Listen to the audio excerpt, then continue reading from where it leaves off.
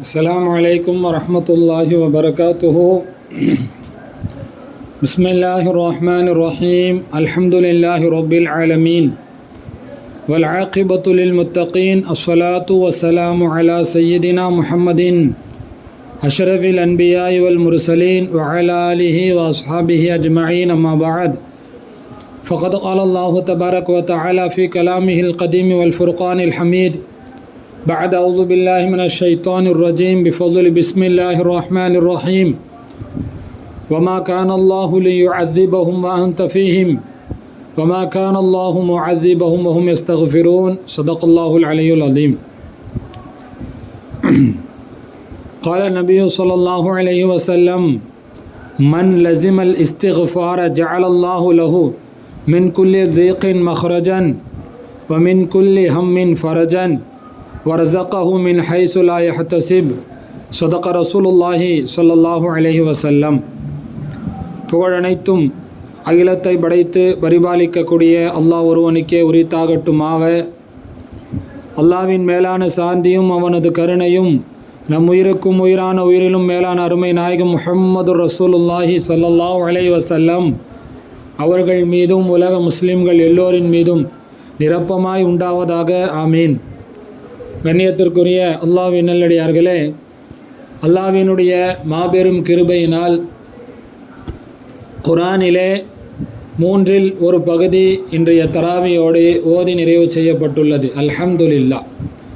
இன்று ஓதப்பட்ட வசனங்களில் எல்லாம் வல்ல அல்லாஹு தஆலா அவனுடைய வேதனையில் இருந்து தப்பித்து கொள்வதற்குண்டான ஒரு முக்கியமான 2 வழிமுறைகளை அல்லாஹு தஆலா சொல்லி காட்டுகிறான்.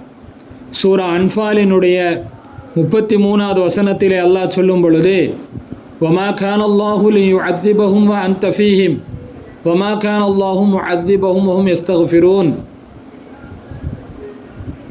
நபியே, நாயகமே, நீங்கள் அந்த மனிதர்களோடு இருக்கும் காலமெல்லாம் அல்லாஹ் அந்த மனிதர்களை வேதனை செய்ய மாட்டான்.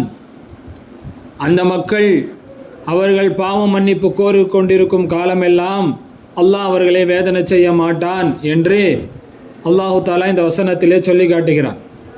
நாம் இந்த வசனத்திலிருந்து படிப்பினை பெற வேண்டிய விஷயம், அல்லாஹ்வினுடைய வேதனையிலிருந்து நம்மை பாதுகாக்கக்கூடிய வழிமுறைகளில் அல்லாஹ்வினுடைய அதாபிலிருந்து நம்மை தற்காத்து கொள்ளக்கூடிய கேடயங்களில் ஆக உயர்தரமானது என்பது 2 விஷயங்கள். ஒன்று, ஸல்லல்லாஹு அலைஹி வஸல்லம் அவர்கள் நம்மோடு இருக்கும் காலமெல்லாம் அல்லாஹ்வினுடைய வேதனை நம்மை அண்டாது. அதேபோல் நாம் இஸ்திக்ஃபார் பாவ மன்னிப்பை உள தூய்மையோடு கேட்டுக்கொண்டிருக்கும் காலமெல்லாம் அல்லாஹு தஆலா நம்மை வேதனை செய்ய மாட்டான். இந்த வசனத்தை நாம் படிப்பினையாக கொள்கின்றோம். இதிலே முதல் விஷயம் வ அன்த ஃபீஹிம், நபியே நீங்கள் அவர்களுக்கு இடையில் இருக்கும் வரை என்கின்ற இந்த விஷயத்தை நாம் சற்று ஆழமாக யோசித்து பார்த்தால், ஸல்லல்லாஹு அலைஹி வஸல்லம் அவர்கள் நம்மை விட்டும் பிரிந்து விட்டார்களே, இந்த பாக்கியம் நமக்கு கிடைக்குமா என்று நாம் யோசிக்கிறோம். அவ்வாறல்ல, கண்மணி நாயகம் ஸல்லல்லாஹு அலைஹி வஸல்லம் அவர்கள் புனித பூ உடலால் மட்டும்தான் நம்மை விட்டும் பிரிந்திருக்கிறார்களே தவிர ரூஹானியத்தாக ஒளியால் இன்னும் அவர்கள் நம்மோடு தான் இருக்கிறார்கள். அது எப்படி என்று சொன்னால், ஸல்லல்லாஹு அலைஹி வஸல்லம் அவர்கள் காட்டி தந்த நடைமுறைகளை, சுன்னத்தான வழிமுறைகளை, அவர்கள் நமக்கு அறிவுறுத்தி சென்றிருக்கக்கூடிய அறிவுரைகளை நாம் நம் வாழ்க்கையில் எடுத்து நடக்கின்ற பொழுது ஸல்லல்லாஹு அலைஹி வஸல்லம் அவர்கள் நம்மோடு தான் இருக்கிறார்கள். ஒரு முஃமின் அல்லாஹ்வையும் ரசூலையும் ஈமான் கொண்டவர் காலை எழுவது முதல் அவர் இரவு தூங்கப் போகும் வரை தன்னுடைய ஒரு நாளினுடைய வாழ்க்கை முழுவதையும் ஸல்லல்லாஹு அலைஹி வஸல்லம் அவர்கள் காட்டி தந்த சொன்ன நடைமுறையின்படி, வாழ்ந்து காட்டிய நடைமுறையின்படி அந்த மனிதன் வாழ்வார் என்று சொன்னால் ஸல்லல்லாஹு அலைஹி வஸல்லம் அவர்கள் அந்த மனிதரோடு இருக்கிறார்கள் என்று அர்த்தம். அப்படி என்றால் ஸல்லல்லாஹு அலைஹி வஸல்லம் அவர்கள் இருக்கிறார்கள் என்று சொன்னால் அல்லாஹ்வினுடைய வேதனை அவரை அண்டாது. அதேபோல் ஸல்லல்லாஹு அலைஹி வஸல்லம் நேசம் அவர்களுடைய மதிப்பு மரியாதை, அவருடைய கண்ணியம் எப்பொழுதும் நம்முடைய உள்ளங்களில் இருந்து கொண்டே இருக்க வேண்டும். நம்முடைய உள்ளத்தில், நம்முடைய உள்ளம் முழுவதும் ஸல்லல்லாஹு அலைஹி வஸல்லம் அல்லாஹ்வாலும் அல்லாஹ்வுடைய ரசூல் ஸல்லல்லாஹு அலைஹி வஸல்லம் அவர்களாலும் நிரம்பி இருக்க வேண்டும். அப்படி இருக்கின்ற பட்சத்தில் ஸல்லல்லாஹு அலைஹி வஸல்லம் அவர்கள் நம்மோடு இருக்கிறார்கள். எப்பொழுதெல்லாம் நாம் ஸல்லல்லாஹு அலைஹி வஸல்லம் மீது ஸலவாத்துகளை அதிகமாக ஓதிக்கொண்டிருக்கிறோமோ அப்பொழுதெல்லாம் ஸல்லல்லாஹு அலைஹி வஸல்லம் அவர்கள் நம்மோடு இருக்கிறார்கள். எப்பொழுதெல்லாம் ஸல்லல்லாஹு அலைஹி வஸல்லம் அவர்களை பற்றி நாம் பேசுகின்றோமோ, அவருடைய வாழ்க்கை வரலாறுகளை படிக்கின்றோமோ, கேட்கின்றோமோ, அப்பொழுதெல்லாம் ஸல்லல்லாஹு அலைஹி வஸல்லம் அவர்கள் நம்மோடு இருக்கிறார்கள். எனவே இது மாதிரியான உயர்தரமான அமல்களை, அல்லாஹ்வின் தூதரை நேசிப்பது, அவர்களுடைய கண்ணியத்தை நம்முடைய உள்ளங்களில் ஏந்துவது, அவர்கள் மீது நம் நாவினால் அதிகமாக ஸலவாத்துகளை ஓதுவது, அவர்களுக்காக நாம் துஆ செய்வது, அவர்களுடைய வாழ்க்கை வரலாறுகளை படிப்பது, இவைகளெல்லாம் அவர்கள் காட்டி தந்த சுன்னத்தான நடைமுறைகள். பொதுவாக சுன்னத்தான நடைமுறைகள் என்று சொன்னால் வெறுமனே இபாதத்துகளில் மட்டும் ஸல்லல்லாஹு அலைஹி வஸல்லம் அவர்கள் நமக்கு வழிகாட்டவில்லை. சஹாபா பெருமக்கள் சொல்வதைப் போல் எல்லா விஷயத்திற்கும் ஸல்லல்லாஹு அலைஹி வஸல்லம் வழிகாட்டியிருக்கிறார்கள். ஒரு அரசனாக இருந்தாலும் ஆண்டியாக இருந்தாலும் அவர் இந்த உலகத்தில் எப்படி வாழ வேண்டும் என்பதற்கு ஸல்லல்லாஹு அலைஹி வஸல்லம் அவர்கள் முன்னுதாரணமாக இருக்கிறார்கள். ஒரு சாதாரணமாக எச்சில் துப்புவது முதல் கொண்டு ஒரு நாட்டை அரசாட்சி செய்வது எப்படி என்பது வரை எல்லா விஷயத்திலேயும் நமக்கு அவரிடத்தில் முன்னுதாரணம், அழகிய முன்னுதாரணம் இருக்கிறது. அதை நாம் பின்பற்றுகின்ற பொழுது ஸல்லல்லாஹு அலைஹி வஸல்லம் அவர்கள் நம்மோடு இருக்கிறார்கள். ஏனென்றால் உண்மையான முஃமினை விட்டும் ஸல்லல்லாஹு அலைஹி வஸல்லம் அவர்களை நம்மால் பிரித்து விட முடியாது. ஸல்லல்லாஹு அலைஹி வஸல்லம் அவர்களை விட்டும் உண்மையான முஹிப்பீன்களை பிரிக்க முடியாது. உடலால் பிரிந்திருந்தாலும் கூட அவர்களுடைய உள்ளங்கள் இணைந்திருக்கிற காரணத்தினால் ஸல்லல்லாஹு அலைஹி வஸல்லம் அவர்கள் அந்த நன்மக்களோடு இருக்கிறார்கள். குர்ஆனிலேயும் கூட அல்லாஹ் ஒரு வசனத்திலே சொல்லி காட்டுவான், வஅலமு அன்ன ஃபீக்கும் ரசூலல்லாஹ், முஃமின்களே நீங்கள் நன்கு அறிந்து கொள்ளுங்கள், உங்களோடு அல்லாஹ்வின் தூதர் ஸல்லல்லாஹு அலைஹி வஸல்லம் இருக்கிறார்கள். இது அன்றைய காலகட்டத்திலே சஹாபாக்களை பார்த்து சொல்லப்பட்ட வசனமாக இருந்தாலும் கியாமத்து நாள் வரை இந்த வசனம் குர்ஆனிலே இருக்கிறது. அதுவரை ஸல்லல்லாஹு அலைஹி வஸல்லம் முஃமின்களோடு இருக்கிறார்கள். சஹாபாக்களுக்கு புனித பூவுடலோடு இருந்தார்கள். அதற்கடுத்து இருக்கக்கூடிய முஃமின்கள் கியாமத்து வரை அவர்களுடைய வழிகாட்டுதல், ஆன்மீக ரீதியான தொடர்பு இருந்து கொண்டே இருக்கும். அந்த தொடர்பு இருக்கும் காலமெல்லாம் நமக்கு அல்லாஹ்வினுடைய வேதனை வராது. இன்று உலகம் முழுவதும் நாம் பார்க்கின்றோம், இஸ்லாமியர்களுக்கு பல்வேறு விதமான சோதனைகள். அதற்கு நாம் பல வெளிப்புற காரணங்களை சொன்னாலும் கூட நாம் உண்மையிலே ஆழமாக சிந்தித்து பார்த்தால் இன்றைய இஸ்லாமிய சமூகம் ஸல்லல்லாஹு அலைஹி வஸல்லம் அவர்களை விட்டுவிட்ட காரணத்தினால், அவர்களுடைய வழிமுறைகளை, அறவுரைகளை புறக்கணித்து விட்ட காரணத்தினால், அவர்கள் மீது வைக்க வேண்டிய நேசத்திலே தவறிழைத்து விட்ட காரணத்தினால், அவர்கள் மீது ஸலவாத்து சொல்வதிலே பொடுபோக்கிலே ஆகிவிட்ட காரணத்தினால், ஸல்லல்லாஹு அலைஹி வஸல்லமுடைய தொடர்பு நம்மை விட்டும் தூரமாகிவிட்டதினால் அல்லாஹ்விடம் இருந்து வேதனை இன்று வருகிறது. எனவே கண்ணியத்திற்குரியவர்களே, அல்லாஹ்வினுடைய வேதனையிலிருந்து நம்மை காப்பாற்றக்கூடிய காரணங்களில் முதலாவது காரணம் ஸல்லல்லாஹு அலைஹி வஸல்லம் அவருடைய தொடர்பு நம்மோடு இருக்க வேண்டும். அனுதினமும் ஸல்லல்லாஹு அலைஹி வஸல்லமுடைய தொடர்பு நம்மோடு இருக்க வேண்டும். ஸலவாத்துகளாய், ரசூலினுடைய வழிமுறைகளை பின்பற்றுவதாய், அவருடைய வாழ்க்கை வரலாறுகளை படிப்பதாய், அவர்கள் மீது நேசம் கொள்வதாய், அவர்களை பற்றி மற்றவர்களிடத்திலே பெருமையாய் பேசுவதாய் ஸல்லல்லாஹு அலைஹி வஸல்லமுடைய தொடர்பு இன்றளவும் நம்மோடு இருந்து கொண்டிருந்தால் கண்டிப்பாக நிச்சயமாக குர்ஆன் சொல்கின்றது, முஃமின்களுக்கு அல்லாஹ்விடம் இருந்து வேதனை வராது. இரண்டாவது விஷயம், இதை நாம் கண்டிப்பாக பின்பற்ற வேண்டிய முக்கியமான விஷயம், எதுவரை இந்த மனித சமூகம் அடியார்கள் அல்லாஹு தாலாவிடத்திலே இஸ்திக்ஃபாரை செய்து கொண்டிருப்பார்களோ அதுவரை அல்லாஹ்வினுடைய வேதனை வராது. இஸ்திக்ஃபாரை பற்றிய தெளிவான விஷயங்கள் இன்ஷா அல்லாஹ் அடுத்தடுத்த நாட்களிலே நாம் பார்க்கலாம். இன்றைய வசனத்தினுடைய அடிப்படையிலே வைத்து பார்க்கின்ற பொழுது இந்த இஸ்திக்ஃபார்களுக்கு என்று சொல்லி நிறைய சிறப்புகள். முதல்ல இந்த இஸ்திக்ஃபார் என்றால் என்ன அப்படின்னா, அல்லாஹு தாலாவிடத்தில் தன்னுடைய பாவத்திற்கு மன்னிப்பு தேடுதல். தன் பாவத்தை மறைக்குமாறு இறைவனிடத்திலே வேண்டுதல் என்று அதற்கு பொருள். அல்லாஹ் தஆலா என்ன செய்யணும், நம்முடைய பாவங்களை மன்னிக்க வேண்டும் என்று அல்லாஹ்ட்ட நம்ம தேடுறோம். இதற்கு பெயர் தான் இஸ்திக்ஃபார். ஆனால் இன்று நாமும் இஸ்திக்ஃபார் செய்கின்றோம்.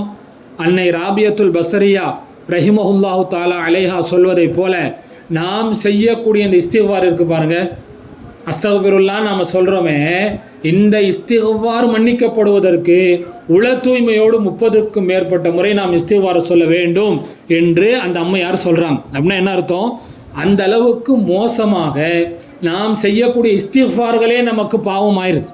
பொடுபோக்காக நாம் செய்த பாவங்களை பற்றிய சிந்தனை கொஞ்சம் கூட இல்லாமல் வாயில் சும்மா அஸ்தக்ஃபிருல்லான்னு சொல்வதனால் இஸ்திக்ஃபார் ஆகிடாது.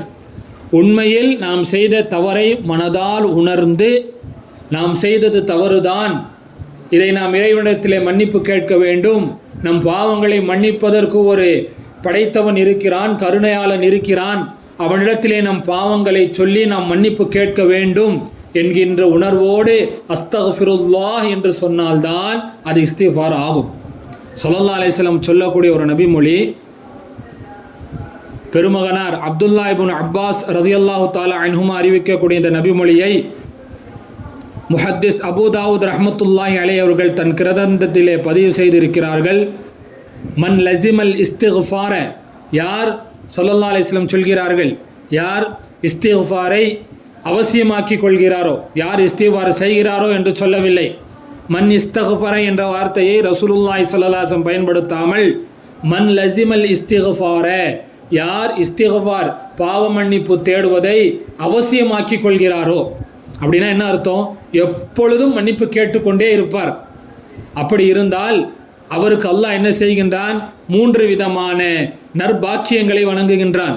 முதல் விஷயம், ஜஅலல்லாஹு லஹு மின் குல்லி தீகின், எல்லா கஷ்டமான சூழலில் இருந்தும் எல்லா நெருக்கடிகளில் இருந்தும் மஹ்ரஜன், அதிலிருந்து வெளியேறக்கூடிய ஒரு பாதையை அல்லாஹ் அந்த அடியாருக்கு ஏற்படுத்துகிறான். ஒரு மனிதரே எப்பொழுதும் இஸ்திக்ஃபார் செய்து கொண்டிருந்தால் அவர் வாழ்க்கையில் எவ்வளவு நெருக்கடியான சூழல் வந்தாலும், எவ்வளவு இக்கட்டான சூழல் வந்தாலும் அதிலிருந்து வெளியேறுவதற்குண்டான ஒரு வழியை அல்லாஹ் ஏற்படுத்துவான். உலகத்தில் நம்ம எவ்வளோ பெரிய இக்கட்டில் போய் மாற்றினாலும் சரி, அல்லாஹ் நம்மை பாதுகாப்பான். நாம் எப்பொழுதும் இஸ்திக்ஃபாரினுடைய அவசியமாக்கி கொண்டால் முதல் பாக்கியம். இரண்டாவதாக ஸல்லல்லாஹு அலைஹி வஸல்லம் சொன்னாங்க, வ மின் குல்லி ஹம்மின் ஃபரஜன், அவருடைய எல்லா கவலைகளையும் அல்லாஹு தஆலா சந்தோஷத்தை ஏற்படுத்துகிறான். அவர் எந்த கவலையில் இருந்தாலும் அந்த கவலைக்கு அல்லாஹு தஆலா சந்தோஷத்தை தரான். இன்னைக்கு உலகத்தில் கோடான கோடி செல்வங்கள் இருக்குது, ஆனாலும் கவலையில் இருந்து மனிதனுக்கு சந்தோஷத்தை தரக்கூடிய மருந்தை இதுவரை எந்த மருத்துவரும் கண்டுபிடிக்கவில்லை. ஸல்லல்லாஹு அலைஹி வஸல்லம் சொன்னாங்க, என்னது லாசிமுல் இஸ்திக்ஃபார், லுசூமுல் இஸ்திக்ஃபார், எப்பொழுதும் இஸ்திக்ஃபாரை செய்து கொண்டே இருந்தால் வாழ்க்கையில் எந்த கவலை வந்தாலும் உடனே அல்லாஹு தஆலா ஒரு சந்தோஷத்தை கொடுத்து விடுவான். மூன்றாவதாக சொன்னாங்க, ஸல்லல்லாஹு அலைஹி வஸல்லம் சொன்னார்கள், வ ரஸகஹு மின் ஹைஸு லா யஹ்தஸிபு, அந்த அடியான் நினைத்து கூட பார்த்து இருக்க மாட்டான், அந்த அடியான் நினைத்து பார்க்காத புறத்திலிருந்தே அந்த அடியானுக்கு அல்லாஹ் ரிஸ்கை வழங்குவான். அப்போது இப்பேற்பட்ட பாக்கியங்கள் உடையது. முதல்ல நமக்கு அல்லாஹ்வினுடைய வேதனையிலிருந்து பாதுகாப்பு கிடைக்கிறது. குர்ஆன் நமக்கு சொல்கின்றது, ஹதீஸ் நமக்கு என்ன சொல்கின்றது, அதிகமாக இஸ்திக்ஃபார்கள் செய்தால் நமக்கு எல்லா வகையான நெருக்கடிகளிலிருந்தும் வெளியேறக்கூடிய பாதை, எவ்வளவு கவலையாக இருந்தாலும் அதிலிருந்து சந்தோஷம், அறியாத புறத்திலிருந்து நமக்கு அல்லாஹு தஆலா ரிஸ்கை தருகிறான். இன்னொரு இடத்துல சையதுனா நூஹ் அலைஹிஸ்ஸலாம் தன் கூட்டத்தை பார்த்து சொன்னாங்களா இல்லையா, இஸ்தக்ஃபிரு ரப்பக்கும் இன்னஹு கான கஃபாரா, என் கூட்டமே உங்கள் ரப்பிடத்தில் நீங்கள் இஸ்திக்ஃபார் தேடுங்கள், நிச்சயமாக அவன் மன்னிக்கக்கூடியவனாக இருக்கிறான். அப்படி நீங்கள் அல்லாஹு தஆலாவிடத்தில் நீங்கள் மன்னிப்பு கேட்டால், இஸ்திக்ஃபாரை நிரந்தர கேட்டால், அந்த இஸ்திக்ஃபாரை நீங்கள் நிரந்தரமாக செய்தால் என்ன கிடைக்கும்? நூஹ் அலைஹிஸ்ஸலாம் தன் கூட்டத்தை பார்த்து சொல்கின்றார்கள், யுர்சிலிஸ் ஸமா அலைக்கும் மிதுராரா, உங்கள் மீது அல்லாஹ் தொடர்ச்சியாக மழையை அனுப்புவான். மழை அனுப்புவானா வெள்ளமாக கிடையாது, மக்களுக்கு பயன் தரக்கூடிய மழையை தொடர்ச்சியாக அல்லாஹ் அனுப்புவான். இன்றைக்கி மழை இல்லாமல் எவ்வளோ கஷ்டப்படுறோம்.